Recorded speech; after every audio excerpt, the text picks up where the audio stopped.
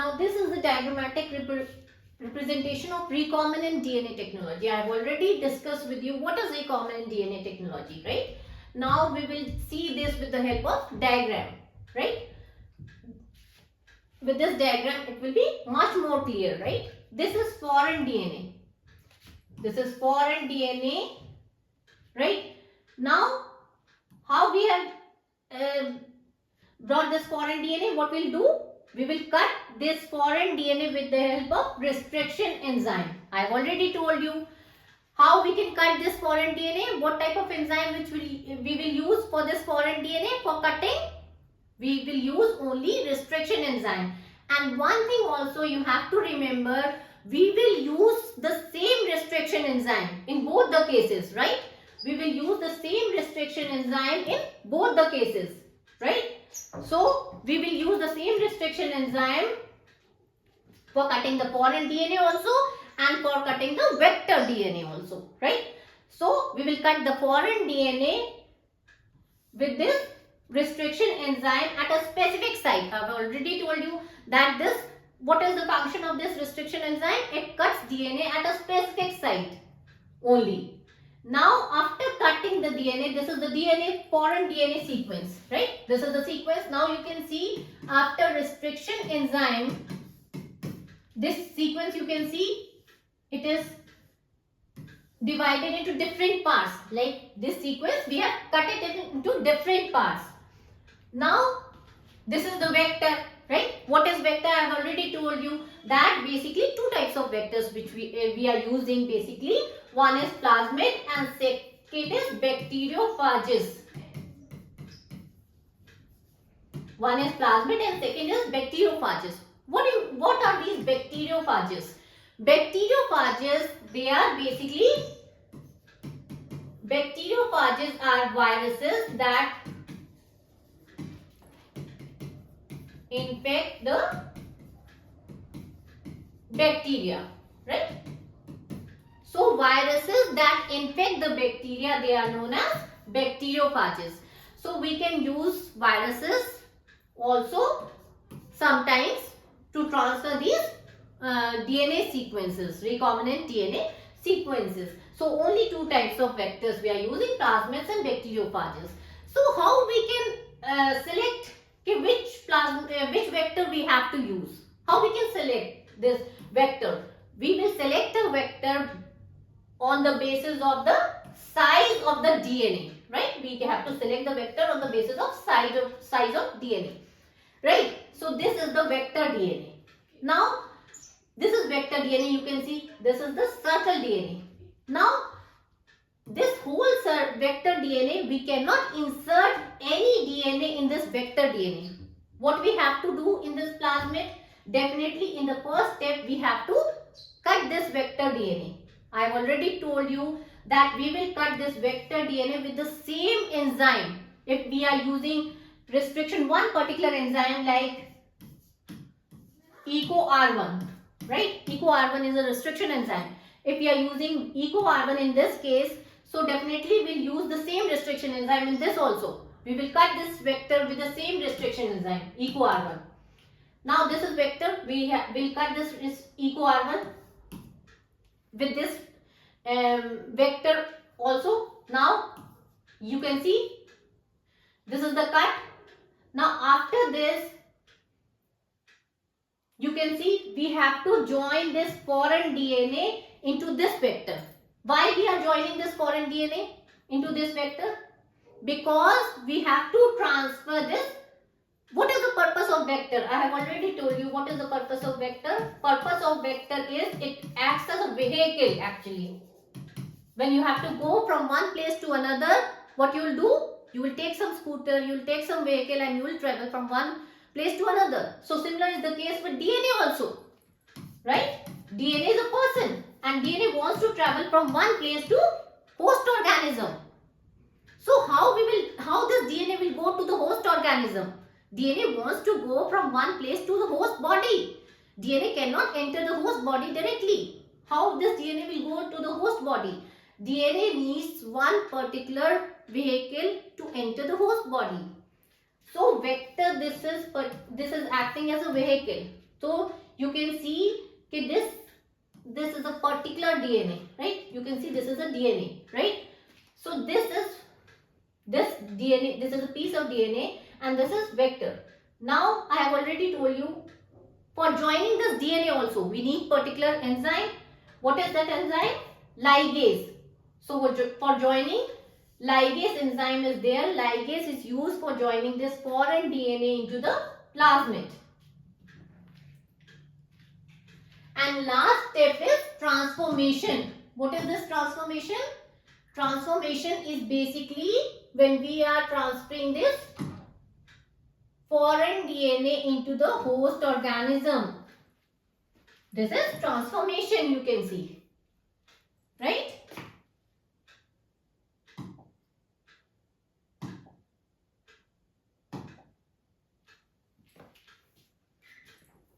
This is transformation, you can see.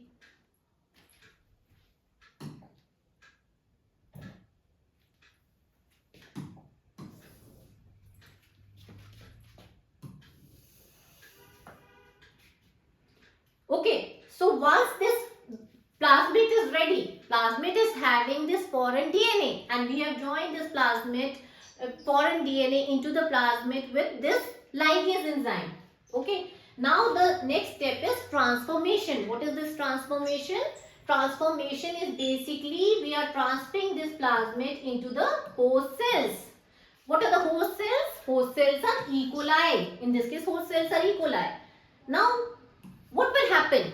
How we will know? This is the last step of the experiment. Now, since this is the last step of the experiment, we have to know whether this experiment is successful or not. Okay? This recombinant DNA technology, this is successful or not? We have to know this. How we will confirm whether this experiment is successful or not? We will confirm this if these cells are dividing, right? If these cells are dividing, then we know the experiment is successful, because these cells confirm these cells, they contain the new DNA, recombinant DNA, and when these cells will divide, the recombinant DNA will also divide, right? When these cells start dividing from 2 to 4, 4 to 8, 8 to 16, 32, they will multiply, and as they will multiply, this foreign DNA will also multiply, right? And as the foreign DNA will multiply, the original DNA, the effect of original DNA, it will be reduced. It will finish off. Now the next phenotype, the phenotype of the organism will change. Earlier it was having blue color of eyes because we have made changes in the DNA, right? Now the person will have black color of eye because we have made changes in the DNA, right? So this is the thing. The cells will start dividing. Now if we have made changes in the DNA, the person will show black color of eye. So we will know that the experiment is successful when the cells will divide rapidly and the cells contain the recombinant DNA, right? So this is the last step, which is known as transformation, right? So these type of experiments, biology, you know, it was cheap, but these biotechnology, one thing is with biotechnology is these experiments are expensive and they are quite difficult also, but definitely they have vast application over biology, right? They have various applications. They are used in various fields, right? Now we have to know what are the different tools. Since this is technology, right? So various tools are also there of recombinant DNA technology. We cannot use recombinant DNA technology without tools. What are the tools? I have already discussed with you. There are certain things which we are using in this technology. I have already discussed with you what are the tools which we are using in this technology. First thing is restriction enzymes. These are very important tool. Restriction enzymes. They are known as molecular scissors, and they are very important because without molecular scissor we cannot cut the DNA sequence. DNA sequence are only cut with the help of molecular scissors. Second thing is cloning vector. What is the purpose of cloning vector? Cloning vectors are used for transferring of this DNA into the host organism. So basically they are used as vehicles. We cannot perform the experiments without the vectors. We cannot transfer this DNA, recombinant DNA, directly into the host organism. So vectors, they are very important, right? And competent host. And okay, one thing I want to discuss, I have already, you can study this vector. I have already told you have to study this vector in detail, okay? Properties and diagram.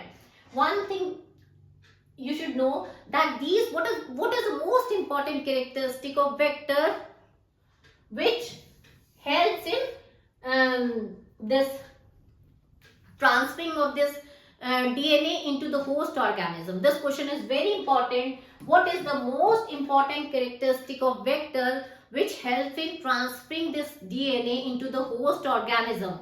Why we have selected vectors only? The vector should have vector. What is the most important characteristic of this vector which is responsible for transferring this DNA into the host organism? The answer is this vector contains ORI sequence. Okay, you should know this answer. The vector contains ORI sequence. ORI sequence is there in the vector which helps this DNA, it gets attached to the ORI sequence. Okay, ORI sequence, it gets attached to the ORI sequence, and when this sequence, it gets attached to the ORI sequence, this replicates. So if this ORI sequence is not present in the vector, this DNA is not able to replicate, right? So this is the reason we have selected vectors only for this purpose, because ORI sequence is there, and with the help of this ORI sequence, our DNA gets attached to this ORI sequence, and our DNA, this recombinant DNA is able to replicate in the host cell. And if the DNA is not able to replicate in the host cell, the experiment is not complete, right? It is very important to replicate. So this is the reason that this ORI sequence is very important, right? So third thing is competent host. Host, I have already told you, host should be there, because all the things, why we are doing all the steps? We are doing all the steps, all the things, because we have to transfer these things into the host organism. Okay, so we have to see all the things we have to transfer into the host organism, and then we will see the effect of the DNA sequence. Because when we will transfer this DNA into the host organism, the DNA will replicate. Okay, DNA sequence will start replicating within the host organism, and we can see the difference in the phenotype, right? Okay, but directly, can you tell me, okay, directly it will affect phenotype? Yeah, first it will affect the genotype. Definitely, when we are transferring the DNA,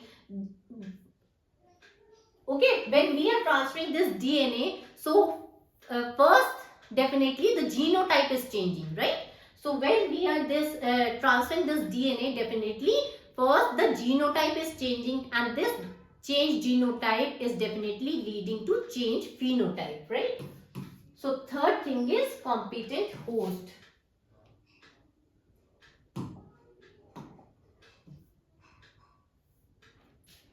Restriction enzyme, I have already discussed with you. Two types of restriction enzymes are there. Endonuclease, they cut at specific positions within the DNA. I have already told you, okay? They cut at a specific position within the DNA. Endo means it is inside. Endo word means it is inside, and exo means basically it is outside. Okay, so exo means outside and endo means it is inside. Okay, and specific position is very necessary. They cut DNA at specific position only. So within the DNA, when they are cutting within the DNA, endo is there, and when they are cutting at the ends, okay, ends, it is exo. Okay, DNA, you must be knowing DNA molecule. It is made up of basically nucleotides. This is very basic, okay. We are going to the basic biology. You must be studying this. You have studied this in class 11th, right? So DNA molecule is made up of nucleotides, and one nucleotide, it is made up of phosphate and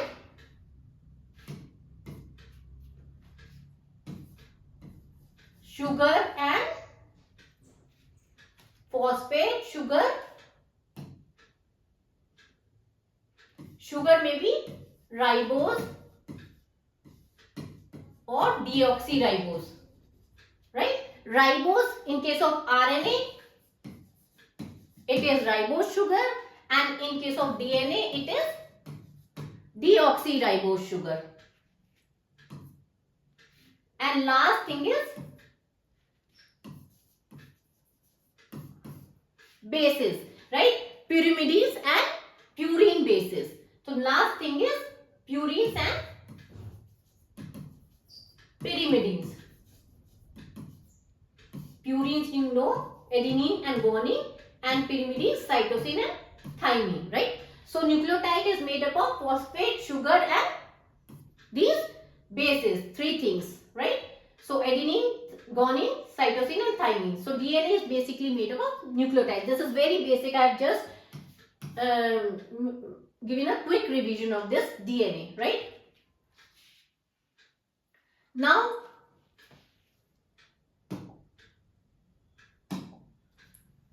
right, every restriction enzyme, I have already told you that they cut this DNA at a specific sites. So till now 900 restriction enzymes have been isolated, right? Now restriction sequences are basically palindromic. You have to understand this term palindromic. What do you mean by palindromic sequence? This is very important. In your board examination, they ask what do you mean by the palindromic sequences? What are, they will give one sequence, they will give this sequence, right? GAATTC and this.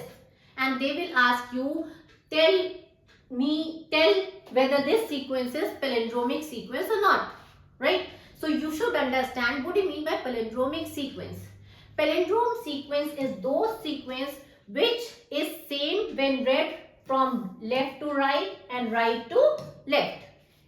Now we will start from here, GAATTC, right? And when we read from this side, GAATTC, right? So palindromic sequence is those sequence which are same when we read it from left to right and right to left. They are same, right? Like ATTG and CTTA. So ATTG and CTTA. This is not palindrome sequence because this is different, right? This is the palindromic sequence. So palindromic sequence are those sequences which are same both backward and forward, right? So this is the palindromic sequence. You should know difference between palindromic sequence, right? So this is very important.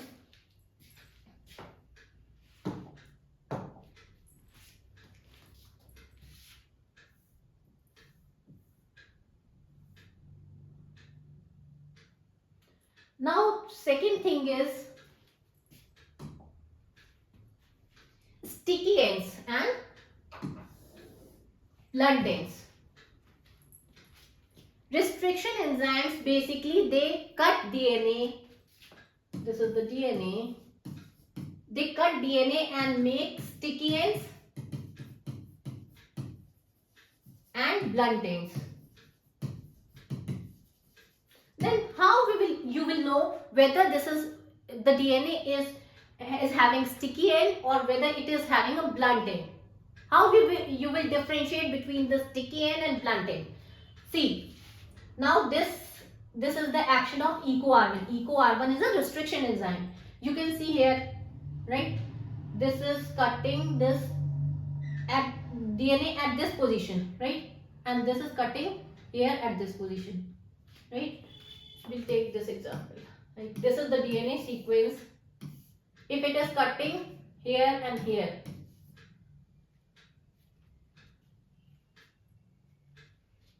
right? So this is sticky end. Okay? So if it is restriction enzyme is cutting the DNA in this way, it is making sticky end. And if this is DNA sequence, if it is cutting DNA in this way, it is blunt end. Okay? So basic restriction enzyme cuts DNA in two ways, sticky end and blunt end. You can see this EcoR1, it is cutting this DNA here and here. So it is basically making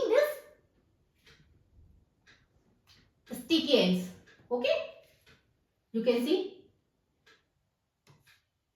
this is sticky ends, and after this DNA fragment, this sticky ends are joining and this recombinant DNA is formed.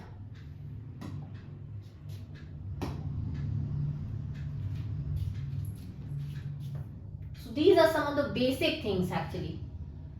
Now, how you can name this restriction enzyme? There are certain methods of naming the restriction enzyme, right? So how you can name this restriction enzyme? This EcoR1.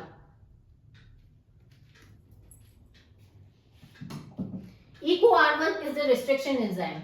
This first letter, it denotes genus.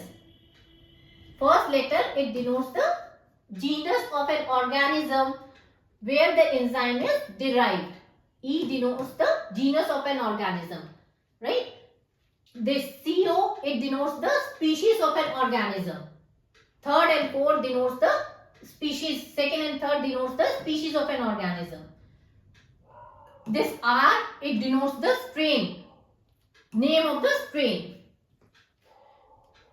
Roman number, order of isolation. Roman number is the order of isolation from enzyme, where the enzyme were isolated from the strain of bacteria.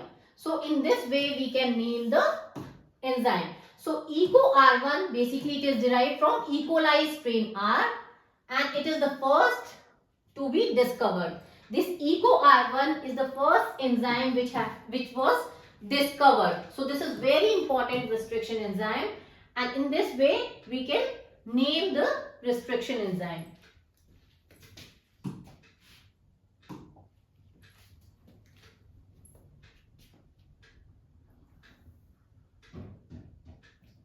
Now this is another technique which is known as gel electrophoresis.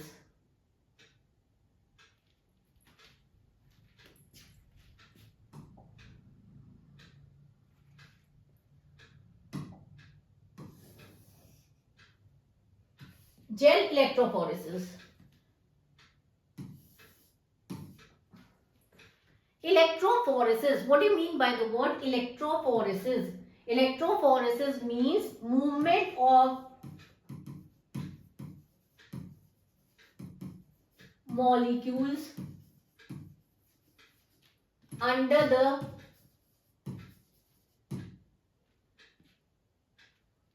effect of electric field.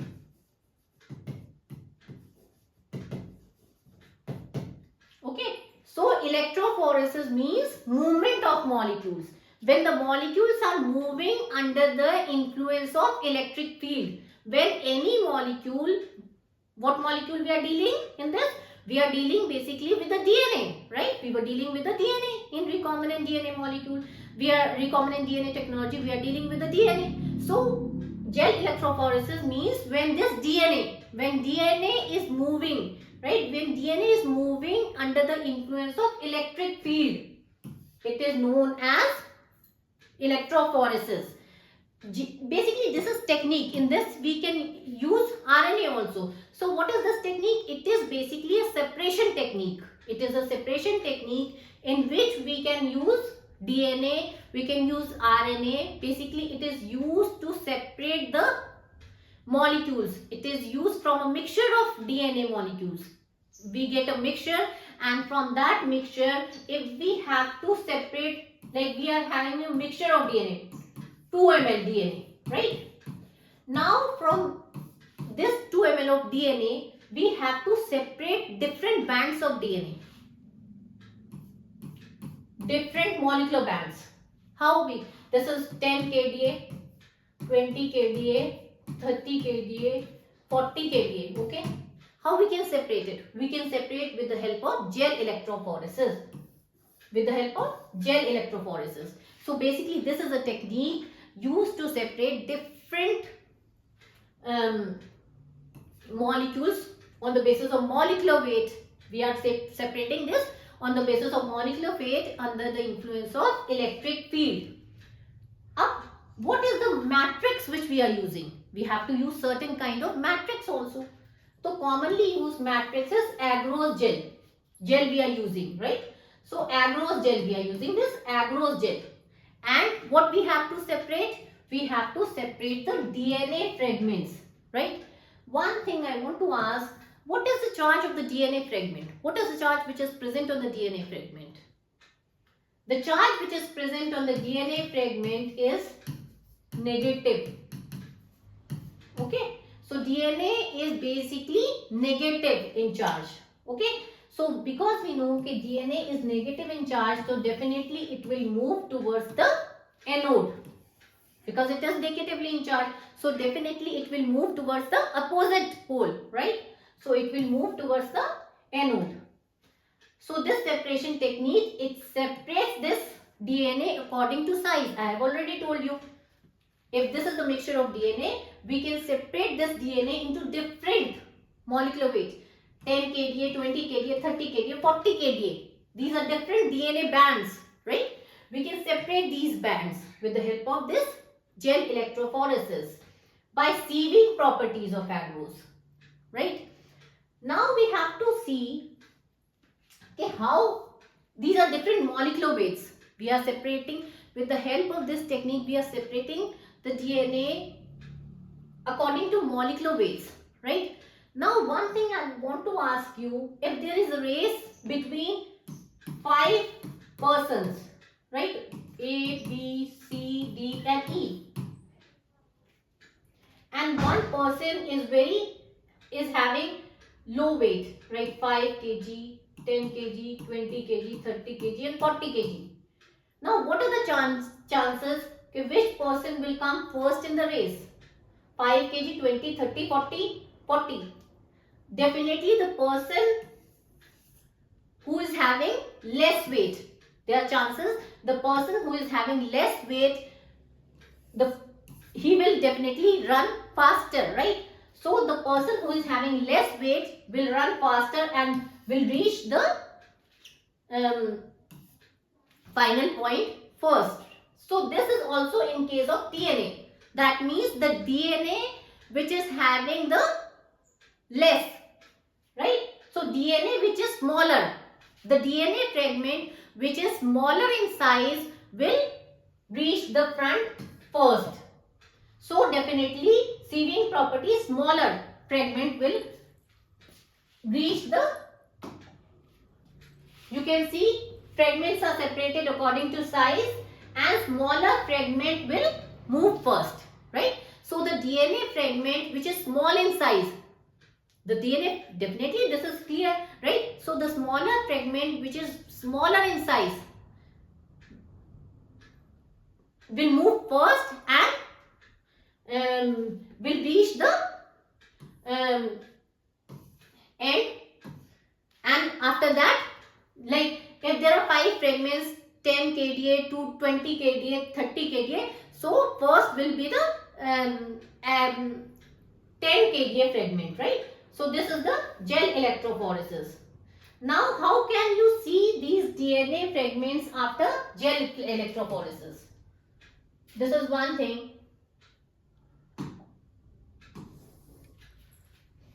this DNA fragments basically, before gel electrophoresis, they are blue color, right? So DNA fragments, they are blue color. Now after gel electrophoresis, we can see these DNA fragments as orange color bands, right? So these are visible as orange color bands, and after these we can cut these DNA bands from the this gel, and this process is basically known as elution. When we are cutting this DNA, this is basically this kind of gel is there, and these are the this kinds of bands are there. What we are doing, we are with the help of blade, what we do, with the help of blade we cut this kind of band, and in the append of in some kind of liquid we'll we put this band in the liquid, and we go for this elution. This process is known as elution, right? So DNA fragments can be further purified. We can purify these DNA fragments, and they can be further used for sequencing and other processes, right? So this is the technique of electrophoresis, right? So this is the diagram you can see.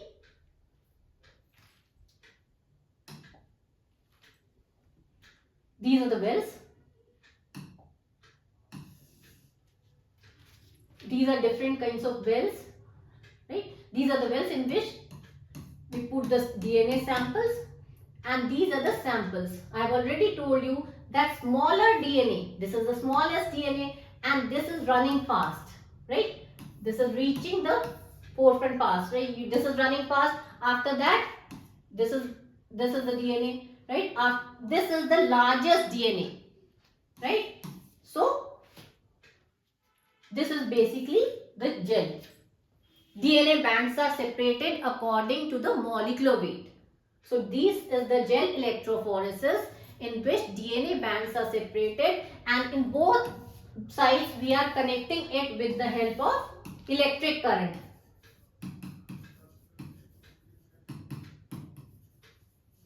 Right?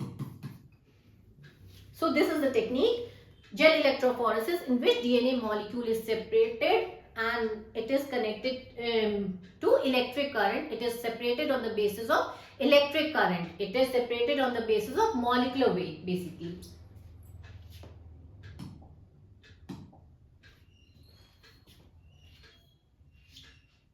Cloning vectors I have already discussed with you. Basically, there are two types of cloning vectors, plasmids and bacteriophages, and both have the ability to replicate. The basic property is they have to replicate within the host cells.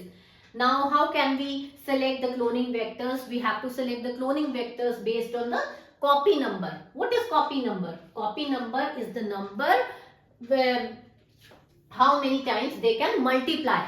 So plasmids, they have basically 1 to 2 copy number.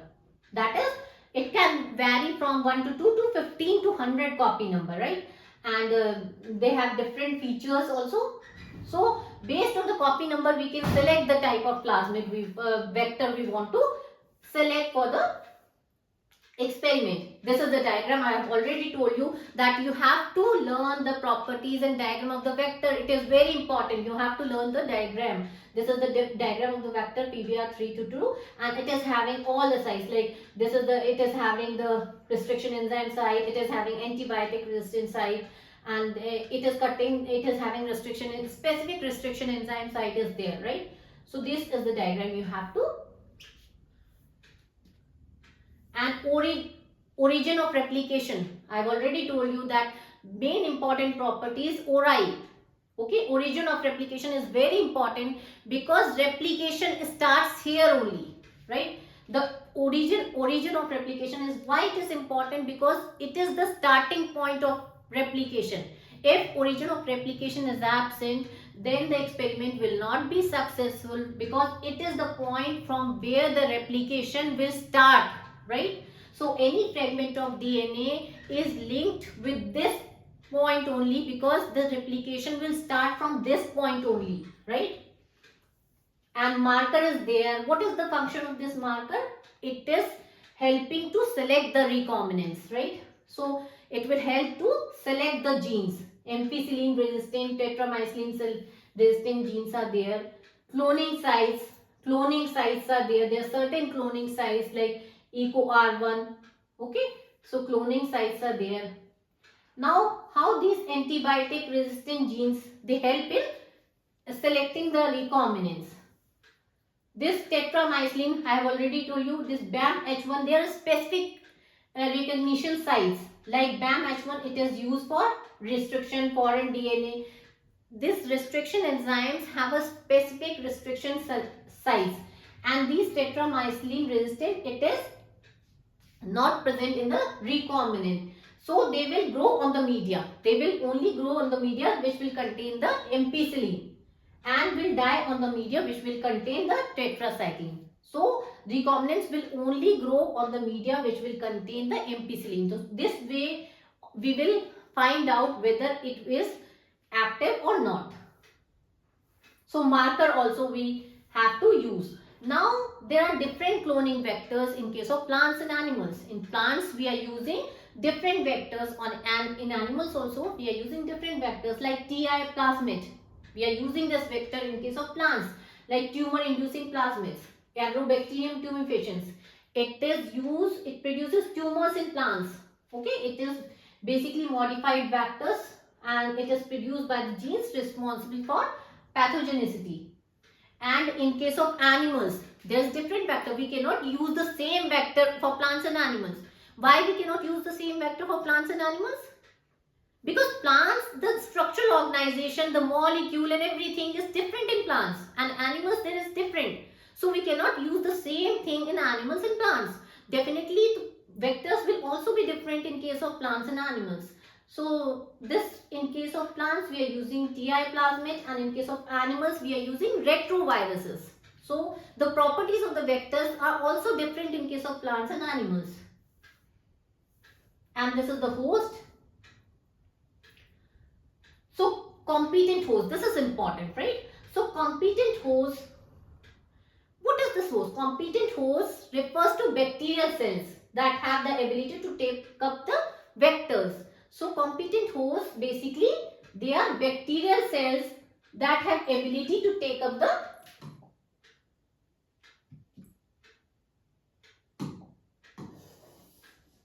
vector. Now I have already told you that we cannot transfer this recombinant directly into the host cells. So competent hosts, they are basically bacterial cells that take up the vector. Now there should be certain methods how we can introduce this recombinant DNA. We have to introduce this recombinant DNA to the host cells.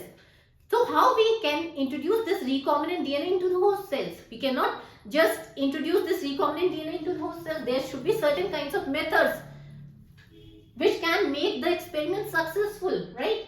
So there are certain methods for introducing the recombinant DNA to the host cell. First is heat shock. In this we treat it with divalent cations like calcium. We incubate this recombinant DNA on ice and we give it a heat shock. We incubate this recombinant DNA on ice and then we give it a heat shock, like cold and heat shock. With alternate cold and heat shock, what happens? This recombinant DNA, it goes into the host cell. Alternate heat and cold shock in presence of calcium ions, right? Now next method is micro injection. What is this micro injection? Micro injection means we are directly injecting this recombinant DNA into the nucleus, right? So we are directly injecting this recombinant DNA into the nucleus, micro injection. Now next is bioelastic gene gun. What is this method? There are cells bombarded with high velocity microparticles of gold and tungsten. So what we are using? We are using the gold or tungsten particles and we are using the cells. So what we are using? We are using the gold and tungsten particles and we are using this recombinant DNA, and what we are doing? We are bombarding these cells into the host genome. So this is also one of the method of introduction of this recombinant DNA into the host cell. Now another method is disarmed vectors. This is used in case of agrobacterium tumefaciens or retroviruses. In this method, one arm of the vector is removed, and in this also we can transfer this recombinant DNA to the host. So these are some of the methods of transfer of recombinant DNA into the host cells. This is important. You have to remember these are the methods. So these you have to remember which method is for animal cell and which method is for plant cell. This is the diagram you can see. This is micro injection where we are using directly injecting it into the nucleus, right? And this is the DNA tungsten. We are coating this particle and we are bombarding it.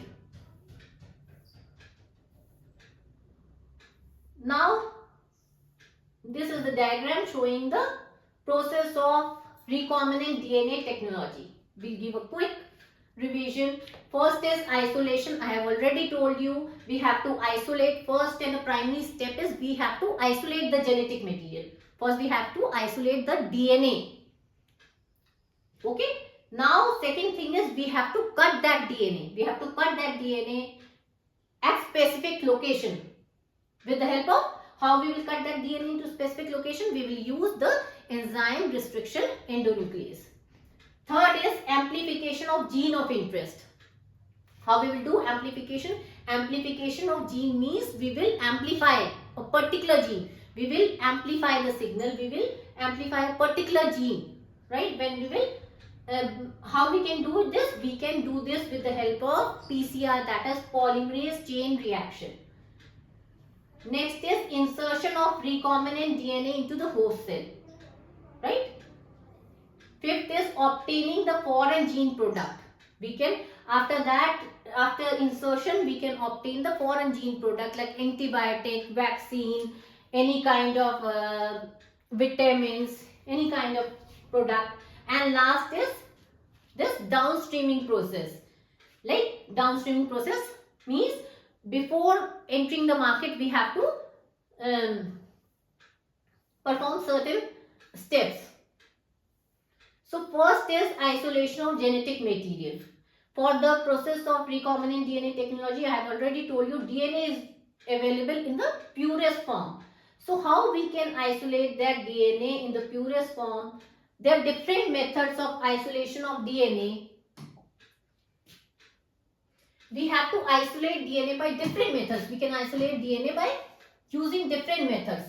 Like cells, we can treat cells with specific chemicals. It depends from which sample we want to isolate the DNA, right?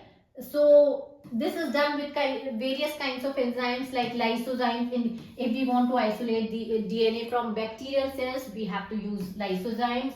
If we want to isolate DNA from plant cells, we can use cellulase. If we want to isolate fungal DNA from fungal cell, we can use chitinase. So this is the first and the primary step. Now contaminants such as RNA and proteins, they are digested with the ribonuclease, and after that we will use chilled ethanol. Chilled ethanol is used, and what is the function of chilled ethanol? It ultimately precipitates the purified DNA. The DNA gets precipitated and we can collect this DNA in the form of white thread, right? So this DNA can be collected. Now what is the second step? Now we have to cut this DNA at a specific position. How we will cut the DNA in specific position? We will cut it with the help of restriction enzyme, right? Restriction endonucleases. So definitely we'll cut it with restriction endonucleases, and after that we'll run electrophoresis to separate different DNA fragments. Now next is we will amplify this DNA fragments. How we will amplify this DNA fragments? We have to obtain several identical copies, right? We have to obtain several identical copies, and we will do it with PCR polymerase chain reaction. This is very important technique. You have to remember this technique. This is very important for your exam purpose, right? You have to remember this.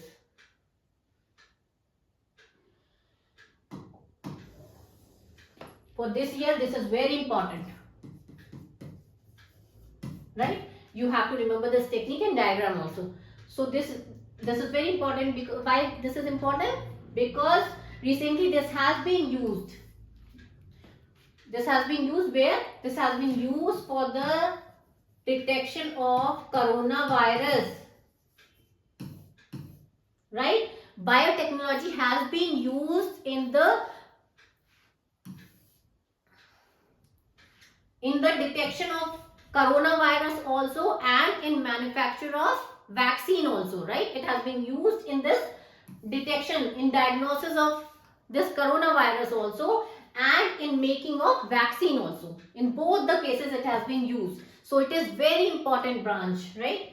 So coronavirus, which technique has been used? PCR, polymerase chain reaction has been used, right? Several copies have been. What are the requirements? 2 set of primers. What are primers? They are basically chemically synthesized oligonucleotides. Okay, oligonucleotides. What are these? Are complementary sequences of DNA are used, and there are specific enzymes which are used, like DNA polymerases and deoxynucleotides. Now there are basically 3 steps of this PCR which you have to remember. One is denaturation, extension and annealing. Okay, 3 steps you have to remember of PCR. First is denaturation. Okay, we will discuss this in detail because this is very important for your exam point of view. First is denaturation. Why we are doing this denaturation? What is the purpose of doing the denaturation in PCR? When we have put, what is the purpose of PCR that you have to remember? Why we are doing PCR? We are doing PCR because we have to amplify a particular DNA segment. We are having 1 copy of DNA segment, right? We are having 1 copy of DNA segment, and we want millions of copies, right? So which technique we'll use? If we are having 1 copy of DNA segment and we want million of copies, so definitely we'll go for PCR only. Okay, when we have to amplify, right? So first step is denaturation. Why we are doing denaturation? This thing you have to understand. This is DNA. Okay, DNA is basically double stranded, you know.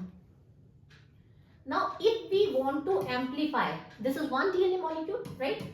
Now I am telling you that from the 1 DNA molecule, how many copies you want? From 1 DNA molecules, in 1 round you cannot get million copies, right? You can get million copies, no. In 1 round definitely you can get 2, 4, right? So from 1 DNA, if we want to amplify, definitely, so both the strands we cannot use, right? So definitely we have to denature this molecule because it is double stranded. So double strand we cannot use this DNA double stranded. So what we have to do? We have to separate this both strands of DNA. Okay, because these are chemically bonded with each other. So what we have to do? We have to separate it, because we will bind this primer with 1 strand and this second primer with 1 strand. So what will happen? We will get 1 molecule this and one this. So from 1 molecule we get 2 molecules, like, okay. So this is the first step, that is denaturation. So double helical DNA is denaturated. How we can denature this DNA? We can denature this DNA only by using high temperature. Okay, so at high temperature we know that this DNA, it gets denatured. Okay, so at high temperature it gets denatured. So what we are using to denature this? We will use a particular enzyme. Which enzyme? DNA polymerase. Okay. So we will this double DNA is denatured by providing high temperature. Denaturation, we'll do it. We will do denaturation, and in this we will use DNA polymerase.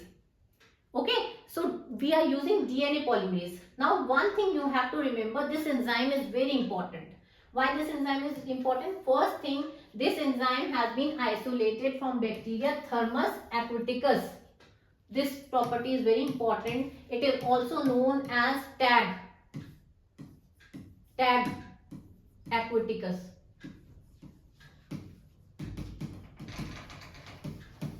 Okay, what is the most important property? What is the most important property? Most important property of this enzyme is it is temperature. It can withstand high temperature also. Okay, so most important property is this enzyme is very important because it has such it can withstand high temperature. It has such property that it can withstand high temperature. Okay, so this is the reason we are using only this enzyme in this step, denaturation. Now second thing is extension. We have to replicate, we have to extend this DNA molecule. So replication of this DNA is done in vitro. This cycle is repeated several times. That is 1 billion copies of DNA.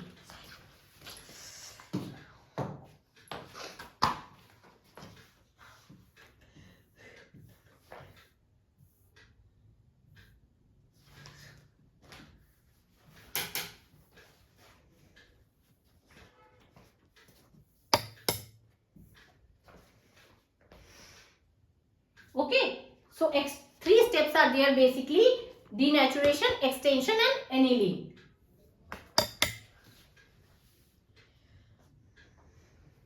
So second step I have missed in this.